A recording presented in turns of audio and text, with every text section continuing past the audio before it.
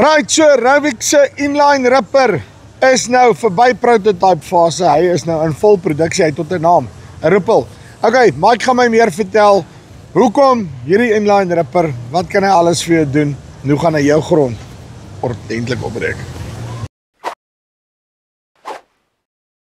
Mike, hoe lyk dit? André, goed en by jou? Nee, doodstil rustig. Dis lekker dan. Right, so julle is nou verby prototype fase. Hy is nou ten volle in produksie. Hy is in produksie, ons het hom hier op Nampo en ek moet jou sê, ons kry baie goeie terugvoer van die kliënte daarvoor. Dit wat hulle sien en dit wat ons hulle vertel hoe hy werk, kry ons baie goeie resultate. Nou okay, so dis nou die Ripple.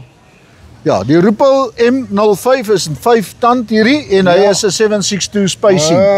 Okay, right. Nou maak dit meer sin, hè. Daar sê. Nou ons kry hom ook in die 914 spacing vir die boere wat dalk op 914 in op rye wil werk.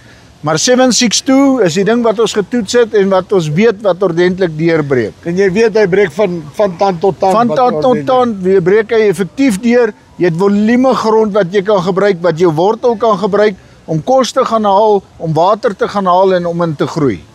Voor ons by al die ander fietsjasietjies kom, nee, kom ons begin by die raam, nee. Yes. Nou, julle is daarom bekend daarvoor dat julle daarom weet hoe om 'n raam so 'n bietjie aan mekaar te sit, ja, nee, kom ek wees eerlik, die fabriek as hulle 'n raam bou, is dit gewoonlik die ding wat die langste hou. Daar word niks aan die raam verander nie. Alles anders word dalk verander, maar as jy ou vir jou sê, hoorie, ek soek 'n nuwe Super 19 ripper, dan gaan jy soos of ek soek tande, hy sê soos, ja, maar hoe lyk jou raam? Nee, daai's nog fout. Hy's nog 100% probleem. Ja, sê, nee, die Rubik kan 'n raam bou, dit is so. Ek wil net nou hierso wat op die 3-punt, nee, sorry, ek val jou in die rede. Dis 100%. Want op die 3-punt, julle het hom heeltemal uniek ja, hierdie is lyk of dit geprefab, ek weet nie verstaan. Hy's gebuig, hy's nie net aan mekaar geweld nie. As jy welding kry jy warm word van metale en koud word en dit kan vir jou swak plekke gee. So die raam is gebuig, maar hy's ook geïntegreer in jou voorste en jou agterste raam. So met ander woorde, jou kragte word deur hom verplaas na jou voorste sowel as jou agterste raam.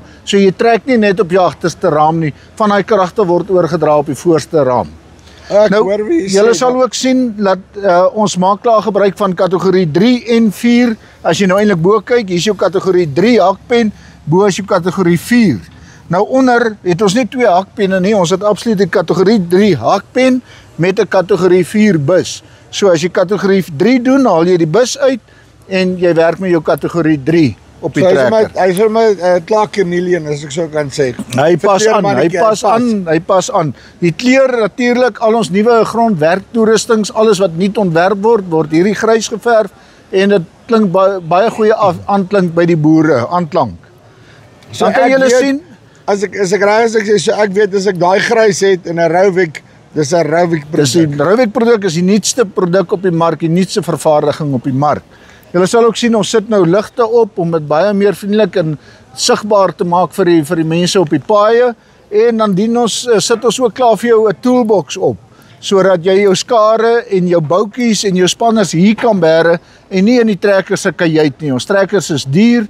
Die kajuite, ons wil nie graag kajuite beskadig nie. Hierso is 'n toolbox klaar reg vir die boer om sy spanners en goed in te sit. Cool. Nou kyk, ons begin met die kouters hier aan die voorkant, né? Nee?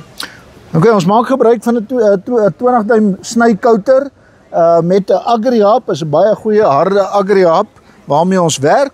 En die kouter monteer ons op die rubberbuste sodat ons kan vibrasie kry, sodat ons kan wegbreek en beweging deur die grond kry vir indien jy obstruksie kan kry, maar goeie penetrasie in die grond in. Ons wil materiaal deursny en nie net in die grond indruk nie, so ons soek continue draai op ons kouter en dis hoekom ons na die gehapte kouter toe gegaan het, om vir ons draai te verseker, maar ook om die materiaal vas te druk en deur te sny.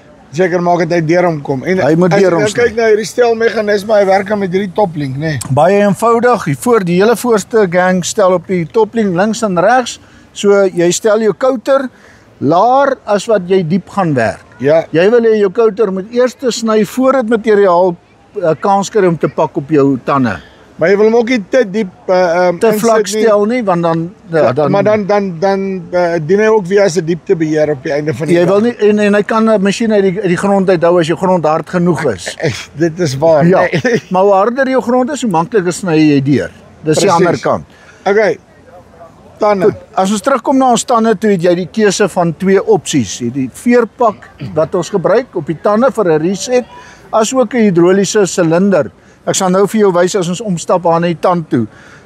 Ons het lekker groot brackets op die raam wat die tand in posisie hou. Veerpak wat dan maklik verstelbaar is met die spanner wat saam met die implement kom, as ook greasebare penne wat aan die voorkant is om slytasie te voorkom. Jy het die breekbout, alhoewel jy die wegbreekpak het, die vere het jy ook 'n breekbout. Sou jy 'n klip of 'n ding kry wat hard slaan op die shank, kan die breekbout breek om weer eens die masjien te beskerm. Veerpak is verstelbaar, soos ek dink die mense goed ken op die Rauwik produkte. Ja. En dan natuurlik die shank.